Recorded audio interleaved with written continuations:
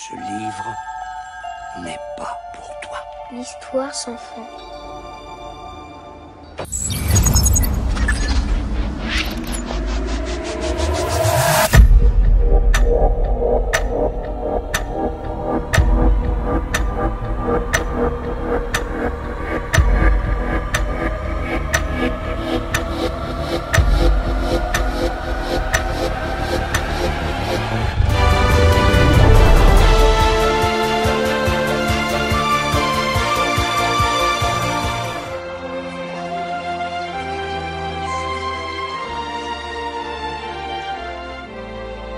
Bienvenue dans ce nouveau DTC consacré au film L'Histoire sans fin.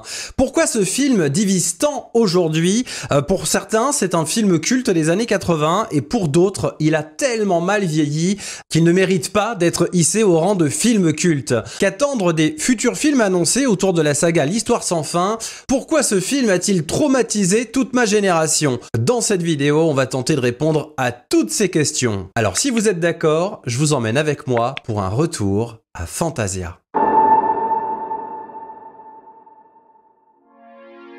En 1979, l'auteur allemand Michael Ende publie L'Histoire sans fin, un roman du genre heroic fantasy qui raconte l'histoire d'un jeune garçon qui vole un livre intitulé L'Histoire sans fin dans une librairie. Au fur et à mesure qu'il avance dans la lecture du livre, il se retrouve lui-même intégré dans la quête dont le but est de sauver le monde et les habitants du pays fantastique. Le livre est composé de 27 chapitres, un pour chaque lettre de l'alphabet de A à Z, et un chapitre 0 dont le titre est « Livre d'occasion », écrit à l'envers sur la porte vitrée vue de l'intérieur du magasin. La traduction française, qui sort en 1984, respecte la première lettre originale de chaque chapitre de la version allemande. Le livre est basé sur une mise en abîme, de façon que le lecteur s'identifie au héros. Ainsi, le livre, du moins en version originale, est écrit en 2 couleurs différentes pour distinguer ce qui se passe dans le monde réel et ce qui se passe dans le pays fantastique. Il est mentionné également que le livre que lit Bastien est écrit en 2 couleurs. La carrière de Wolfgang Petersen démarre en 1981 avec un film de sous-marin qui s'appelle Le Bateau ou Das Boot en version originale. Le film dure 3 heures et raconte les aventures d'un sous-marin allemand et de son équipage pendant la Seconde Guerre mondiale. L'action se déroule presque intégralement à l'intérieur d'un sous-marin. La qualité et le soin apporté à ce long métrage en fait sans doute le meilleur film de sous-marin jamais réalisé, avec Abyss, dont on a déjà parlé sur la chaîne, et À la poursuite d'Octobre Rouge, dont on parlera prochainement. Wolfgang Petersen, réalisateur allemand, est donc choisi pour réaliser L'Histoire sans fin, qui sera son premier long métrage en anglais, en guise de récréation après son éprouvant premier film de sous-marin. Il adapte donc le best-seller jeunesse de Michael Ende, publié en 1979, qui fut un véritable phénomène en Allemagne, au point que, selon le réalisateur, des fans campaient littéralement devant la maison de l'auteur pour l'apercevoir. Le succès du roman tient au fait qu'il s'adresse directement au lecteur, brisant le fameux 4e mur. Le film reprendra cette idée dans sa dernière partie. Doté d'un budget de près de 30 millions de dollars, L'Histoire sans fin sera le film le plus cher jamais produit en Allemagne à l'époque. Basé sur la première moitié du roman de Michael Ende, L'Histoire sans fin est un film germano-américain, sorti en 1984, réalisé par Wolfgang Petersen. On y suit la vie de Bastien, interprété par Barrett Oliver, un garçon introverti et solitaire de 10 ans qui a des rapports compliqués avec son père depuis la disparition de sa mère. Harcelé par ses camarades de classe, Bastien trouve refuge dans une librairie et y trouve le roman L'Histoire sans fin. Il raconte l'épopée d'Atreyu, un enfant guerrier censé sauver le monde de Fantasia, en trouvant un remède au mal qui ronge l'impératrice.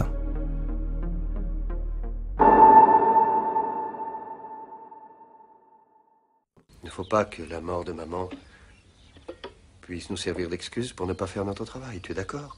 Ton professeur de mathématiques m'a appelé hier. Elle m'a dit que tu dessinais des chevaux sur ton livre de maths.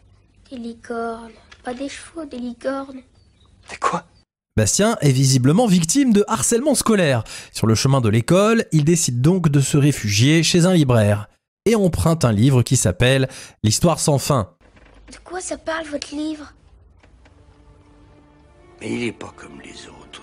Il est particulier. Ce livre n'est pas pour toi. L'Histoire sans fin.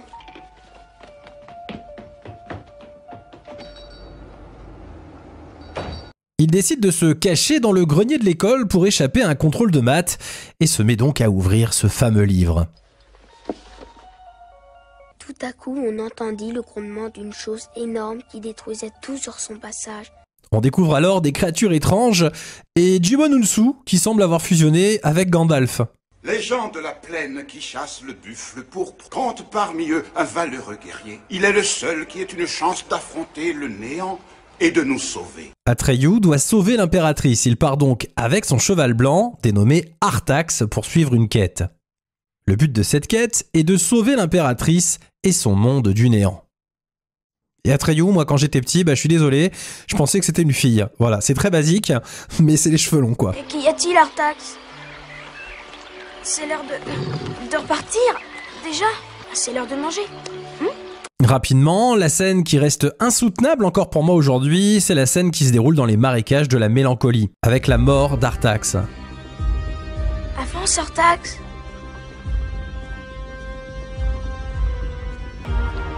Artax, tu t'enfonces! Fais un effort! Retourne-toi! Vite, retourne-toi! Viens! Artax! Tu es mon ami. Je t'aime. Cette scène où t'as vraiment l'impression que le cheval il joue tellement bien la comédie qu'il meurt vraiment. Bon, c'est faux, je vous rassure. Mais cette scène a filé des cauchemars à toute une génération et nous a fait pleurer quand on était gamin. On se rend compte que la frontière entre le livre et le lecteur est plutôt mince, puisque le cri de Bastien est entendu par la grosse tortue Morla et par Atreyu.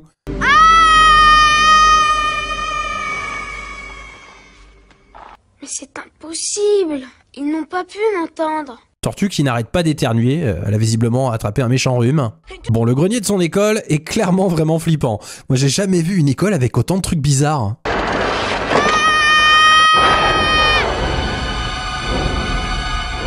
Atreyu se fait sauver par Falkor, chien dragon, juste avant qu'il ne soit attrapé par cette bête qui fait déjà vraiment flipper.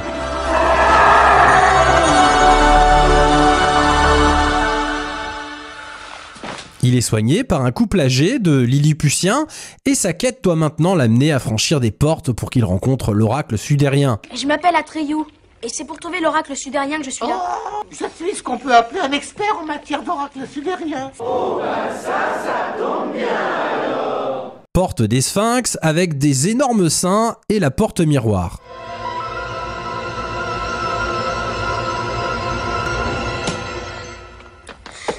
On apprend alors que l'impératrice a besoin d'un nouveau nom. Et c'est tout. L'impératrice a besoin d'un nouveau nom. Mais c'est pas si simple en fait. Je lui donnerai tous les noms qu'elle voudra. Seul un enfant de l'espèce humaine peut lui donner un nouveau nom. En attendant, profitez du voyage avec ces très beaux paysages. Au bout de son voyage, il tombe sur des drôles de peintures au mur qui représentent toute son aventure. Et tombe nez à nez sur Gmork, qui n'a qu'une envie, c'est de le buter. Qui es-tu? Je suis mort. Tu peux avoir l'honneur d'être ma dernière victime. Mais pourquoi Fantasia est en train de mourir? Parce que les gens commençaient à perdre l'espoir. Et Gmork, croyez-moi, quand on est gamin, on en fait des cauchemars pendant des années après cette scène. C'est les yeux, c'est le fait qu'il parle en même temps, la mâchoire, c'est horrible. Bon, en réalité, il n'y aura pas vraiment de combat, ça va aller assez vite.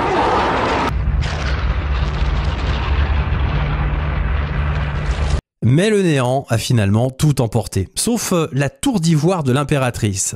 J'ai échoué, votre majesté. Tu n'as pas échoué. Vous saviez qu'il fallait un enfant de la Terre? Mais bien sûr. Et elle s'adresse directement à Bastien, en train de lire le livre. Ils étaient avec lui quand il s'est caché dans la librairie. Mais c'est impossible! Dans ce livre, il lit sa propre histoire. C'est vraiment moi? Et il a juste à dire son nom. Mais comme il y croit pas, en même temps, à sa place, on n'y croirait pas non plus, Pourquoi ne fais-tu pas ce dont tu rêves, Bastien? Je voudrais le faire, mais je dois garder mes pieds sur terre! Je t'en prie! Sauve-nous! Il finit par lui donner le nom de sa mère, et ainsi, il sauve Fantasia. Fantasia peut maintenant renaître. Ouvre ta main. Qu'est-ce que tu vas faire comme vœu? Et même Artax qui est revenu à la vie, ça c'est cool.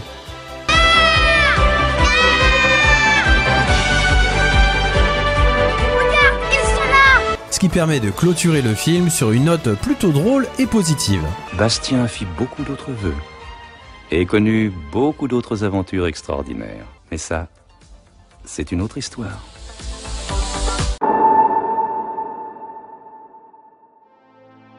Doté d'un budget de 27 millions de dollars, le film rencontra un très beau succès, totalisant plus de 100 millions de dollars au box-office dans le monde, et en France, il réalisa 739 000 entrées. Le film sortit en Allemagne le 6 avril 1984, aux États-Unis le 20 juillet 1984 et en France le 21 novembre. L'Histoire sans fin ne reçut aucune nomination aux Oscars, mais lança la carrière du réalisateur Wolfgang Petersen aux États-Unis, et la chanson phare du film The Neverending Story, composée par Giorgio Moroder et chantée par Limahl, connut un énorme succès à l'époque.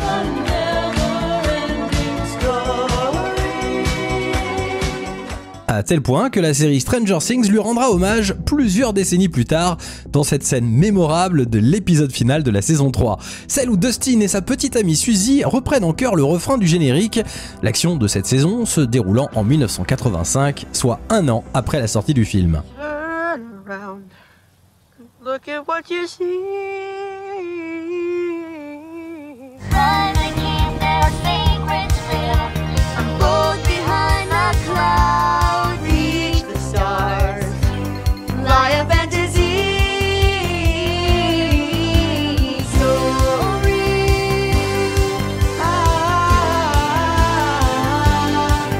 Michael Ende, l'auteur de l'ouvrage original, refusa d'être crédité au générique du film, considérant celui-ci comme une mauvaise adaptation de son livre. Des passages complets du roman ont en effet été supprimés, et le long métrage ne reprend que la première partie de l'ouvrage. Dans une scène du film, Atreyu rencontre deux sphinx géants et sensibles au cours de son voyage. Pour l'auteur du livre, Michael Ende, la scène du sphinx est l'une des adaptations les plus déplorables du film. Selon lui, c'est l'un des plus gros embarras du film. Il les voit comme des danseurs exotiques à la poitrine généreuse qui sont assis là, quelque part dans le désert. Dans le livre, le personnage d'Atreyu a la peau verte. L'équipe maquillage du film a donc tenté de grimer Nona Hathaway en conséquence. Mais le résultat a été tellement peu satisfaisant qu'ils abandonnèrent cette idée. Et puis on aurait eu du mal à s'identifier enfant à un acteur qui ressemble à un petit pois. Noah Hathaway, qui incarne justement Atreyu, a failli mourir noyé et perdre un œil pendant le tournage. Alors qu'il s'entraînait à monter à cheval, il fut piétiné par ce dernier alors qu'il apprenait à le monter pour les besoins du film. Plus tard, pendant le tournage de la séquence émouvante de la noyade, dans le marécage de la mélancolie, la jambe du jeune acteur s'est retrouvée bloquée dans l'ascenseur qui descendait le cheval et l'attira dans l'eau. Il perdit même connaissance jusqu'à ce qu'il soit ramené à la surface. Enfin, il faillit perdre un œil lors du combat contre Gmork quand l'une des griffes de la bête heurta accidentellement son visage. Des blessures qui n'empêchent pas le comédien d'être récompensé pour son rôle, puisque Noah Hathaway remporta le Saturn Award du meilleur jeune acteur en 1985. Le tournage a été réalisé en majeure partie en Allemagne durant l'été de l'année 1983. Il s'agissait d'ailleurs de l'été le plus chaud dans le pays depuis 25 ans, ce qui donna lieu à quelques complications. L'une des statues de la tour d'ivoire a par exemple fondu littéralement sous la chaleur, alors que les arrière-plans bleus se sont révélés plusieurs fois impossibles à utiliser. Les scènes se déroulant en ville ont en revanche été tournées dans les rues de Vancouver, au Canada. La jeune Tammy Stronach suivait son cours de théâtre à San Francisco lorsqu'elle passa l'audition pour le rôle de la petite impératrice. Son enseignante était amie avec la productrice exécutive Anna Gross, qui recherchait également des nouveaux talents. La jeune actrice pensait au début qu'elle passait une audition pour jouer dans une pièce de théâtre, et ne connaissait donc pas du tout l'ampleur du projet qui l'attendait. Peu avant le tournage, la jeune actrice perdut ses deux dents de devant, elle fut donc obligée de porter des prothèses pour jouer son rôle. Initialement, Noah Hathaway n'avait pas été retenu pour jouer Atreyu, mais lorsque le premier réalisateur quitta le projet et laissa sa place à Wolfgang Petersen, ce dernier rappela immédiatement le jeune acteur. Celui-ci, qui devait apparaître sur Broadway, aux côtés de Gene Kelly dans le spectacle Chaplin, préféra jouer dans l'Histoire sans fin. Si à l'heure du numérique, les effets visuels de l'Histoire sans fin peuvent sembler ridicules, en 1983, la création de l'univers et des personnages a demandé un travail titanesque. Il fallait tout construire et maquiller chaque personnage. Pour Falkor, le célèbre dragon, l'équipe a dû construire une créature motorisée de 13 mètres de long. La tête à elle seule mesurait 1 mètre. Ils ont dû recouvrir l'ensemble du corps de fourrure rose et de 6000 écailles nacrées. Falkor était animé par une équipe de 25 marionnettistes. La scène de la disparition du fidèle cheval d'Atreyu, Artax, a été obtenue grâce à une plateforme hydraulique cachée sous les juments. Parce qu'en effet, il y avait 2 chevaux, tous deux exactement identiques. Il a fallu des semaines et des semaines aux dresseurs pour les entraîner à descendre et à ne pas avoir peur. The look of the horse was unbelievable. You have never actually seen a scene like that. You have never seen that right in front of your eyes and he tries to hold him and he goes down. There were tears everywhere.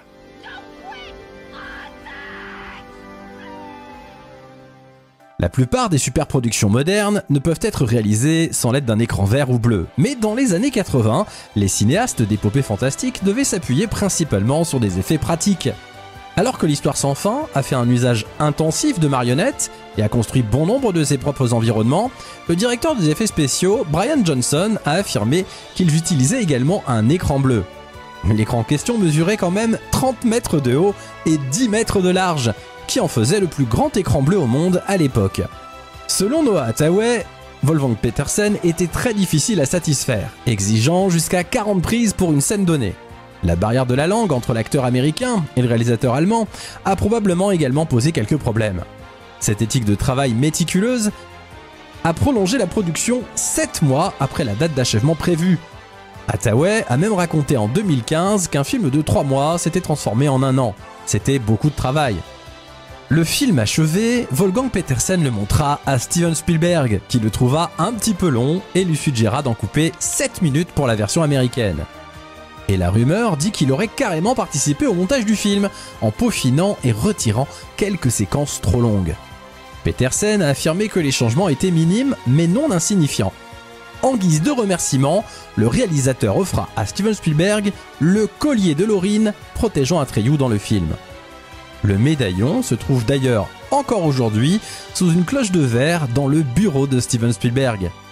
Wolfgang Petersen réalisera par la suite pas mal de films, et il connut d'ailleurs un beau succès dans les années 90 et 2000, avec des films que j'ai plutôt appréciés comme En pleine tempête, Alerte, Air Force One et 3. Il décéda en 2022 à l'âge de 81 ans chez lui à Los Angeles. Noah Hathaway, qui incarne Atreyu, possède maintenant un salon de tatouage à Los Angeles qu'il tient avec sa femme. Barrett Oliver, qui incarne Bastien, est lui devenu photographe, mais il est aussi devenu physiquement très étrange, il a beaucoup changé.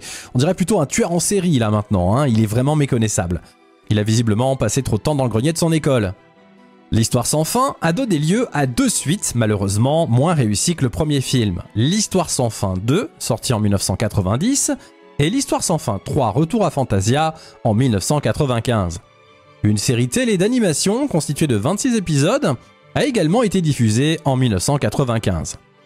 Alors que plusieurs centaines de sociétés ont tenté pendant des décennies d'acquérir les droits pour une nouvelle adaptation au cinéma, c'est finalement 40 ans après que nous avons appris récemment que l'Histoire sans fin allait bientôt faire son retour en étant de nouveau adapté. Plusieurs films en live action sont d'ores et déjà annoncés. Un deal a bien été conclu entre les héritiers de l'auteur et la société Sisofilm. Cette société de production a déjà porté à l'écran plusieurs best-sellers avec succès, tels que Le Discours d'un roi, Lion, The Power of the Dog et Slow Horses. Ils ont annoncé vouloir produire plusieurs films à partir du livre de l'auteur allemand publié en 1979, en collaboration très étroite avec ses héritiers via Michael Ende Productions. Pour l'instant, aucun scénariste ni réalisateur n'a été choisi pour cette nouvelle version de l'Histoire sans fin.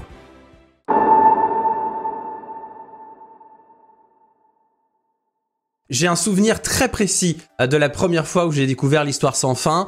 C'était lors d'un voyage scolaire en Allemagne. On partait donc à Berlin avec ma classe. J'ai aucun souvenir d'avoir mis un pied en Allemagne. Mais par contre, ce dont je me souviens, c'est que dans le bus qui nous emmenait en Allemagne était diffusé le film L'Histoire sans fin sur les petites télé 4 tiers là qu'il y avait dans les bus à l'époque. Je sais même pas si ça existe encore ça dans les bus qui font des longs trajets, les télés dans les bus. Moi je trouvais ça incroyable.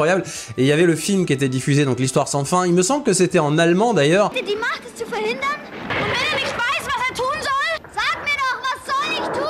puisqu'on était en classe d'allemand, il me semble. J'avais fait allemand LV2 et c'est là où j'avais découvert l'Histoire sans fin. Ça m'avait complètement scotché. D'abord, je me souviens que tous les enfants dans le bus pleuraient à la mort d'Artax, et encore aujourd'hui, franchement, c'est une scène qui nous fait vraiment bizarre, quoi, quand on revoit cette scène, même si on connaît ce qui va se passer, bien sûr, mais ce cheval, on a vraiment l'impression qu'il sait ce qui se passe, qu'il joue super bien la comédie, et franchement, ça nous bouleverse à chaque fois. Et puis, il y a aussi ce jeune Bastien, interprété par Barrett Oliver, qui est juste exceptionnel dans ce film. On l'a vu également un an plus tard dans le film Cocoon, réalisé par Ron Howard, et également dans Daryl, l'enfant robot, un film dont on parlera peut-être aussi un jour sur la chaîne, parce que franchement, cet enfant acteur, il est génial. Bon, malheureusement, il n'a pas fait carrière par la suite, mais on va y revenir un peu plus tard dans cette vidéo. Mais il livre une performance assez incroyable, hein, tout comme Atreyu. Enfin, tous les enfants acteurs dans ce film, ils sont incroyables. Il y a la musique évidemment de Limahl. Bon voilà. Never Ending Story, c'est une musique, une chanson qu'on connaît tous et toutes par cœur, qui a été un véritable carton et un phénomène à l'époque. Et c'est l'une des rares chansons des années 80 que moi j'écoute encore, tu vois, aujourd'hui. Et ça me fait toujours le même effet, quoi. C'est un film qui parle aussi du courage de faire face à la réalité, même si elle est parfois compliquée, comme Bastien au début du film, quand voilà, il faut qu'il continue à vivre malgré la perte de sa mère. Et ça nous explique aussi que parfois, quand on a du mal justement à supporter la douleur, on se réfugie dans notre imagination, dans les livres, en allant voir des films ou en jouant à des jeux vidéo. Mais c'est pas grave, hein, parce que le message du film, c'est justement que à la fin, ça lui fait du bien, ça lui permet de surmonter justement les difficultés du quotidien. En tout cas, c'est comme ça que moi je le perçois aujourd'hui, le message de ce film, et certainement aussi que c'est ce que voulait nous dire l'auteur dans le roman. Alors le néant, c'est compliqué de comprendre quand t'es gamin ce que ça veut dire, et c'est plus tard que j'ai compris que c'était le symbole du monde désenchanté des adultes qui ont cessé de rêver et qui ne croient plus en rien. Et puis ce film, il a fait naître quand même quelques légendes urbaines. Il y a une rumeur notamment qui disait que le cheval Artax était réellement mort sur le tournage. Alors j'ai fait mes petites recherches, évidemment ce n'est pas le cas. On va en reparler bien sûr, mais je vais vous expliquer comment ils ont fait justement cette scène. Le cheval n'a absolument pas souffert sur le tournage. Et puis une autre histoire, celle-ci bien réelle, c'est un collégien qui a fait croire à toute sa classe qu'en fait en allant à la fin de la VHS de la cassette de l'Histoire sans fin, eh bien elle se rembobinait automatiquement, elle reprenait depuis le début, ce qui créait en fait une boucle d'une histoire sans fin. Je trouve cette histoire vraiment sympa, et surtout ça montre que justement le film a marqué les enfants à cette époque-là, et que ça a justement nourri leur imagination.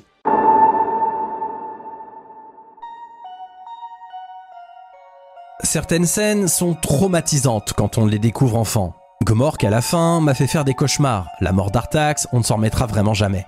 Les effets visuels en animatronique sont réussis, entre autres Falkor et Moria dans les marécages, le mangeur de pierre aussi. La féerie qui se dégage de ce film encore aujourd'hui est incroyable. Alors oui, certains effets pratiques ont vieilli, mais comme dans tous les films de cette époque. Alien, on voit bien que c'est un gars dans un costume. Et la même chose pour Yoda dans Star Wars, qui est une marionnette, ça nous empêche pas de revoir ce film aujourd'hui. Les décors sont juste magnifiques. Les scènes avec l'oracle sudérien en bleu, là, c'est superbe. Les acteurs de tous les métiers créatifs. Sans imagination, pas d'histoire. Et sans scénariste, pas de film. Et c'est ce qui est symbolisé par le néant dans l'Histoire sans fin. Si les gens ne rêvent plus, il n'y a plus d'histoire à raconter. Tout comme le symbole de Lorine, qui est un serpent qui se mord la queue, a interprété selon moi bien plus qu'une histoire qui n'a ni fin ni début, mais plutôt comme une allégorie de l'inspiration que l'on peut avoir en lisant des histoires inventées par d'autres. L'inspiration vient de notre capacité à imaginer et à créer à partir d'histoires qui nous ont inspirés, et ainsi de suite. Je n'ai jamais été d'accord pour dire que tel cinéaste ou écrivain a volé à un tel ou un tel. Non, c'est pas comme ça que ça fonctionne, la créativité. Faut d'abord s'inspirer de ses propres rêves et découvrir des histoires imaginées par d'autres que soi. Alors, ne vous laissez pas submerger par la grisaille de votre quotidien. Croyez en vos rêves. Inspirez-vous de ce que vous lisez ou regardez et imaginez ce que vous pourriez en faire demain.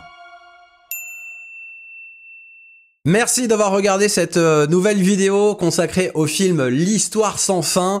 N'oubliez pas de vous abonner si c'est pas déjà fait, de liker cette vidéo si le sujet vous a plu, si le film vous plaît également, et puis de me laisser en commentaire votre souvenir justement sur votre premier visionnage, comment vous avez découvert L'Histoire sans fin, qu'est-ce que vous en gardez aujourd'hui, est-ce que vous le conseillez finalement à vos enfants L'Histoire sans fin aujourd'hui ou pas, et qu'est-ce que vous attendez finalement des nouvelles versions qui vont bientôt arriver, qui sont donc officielles. Hein.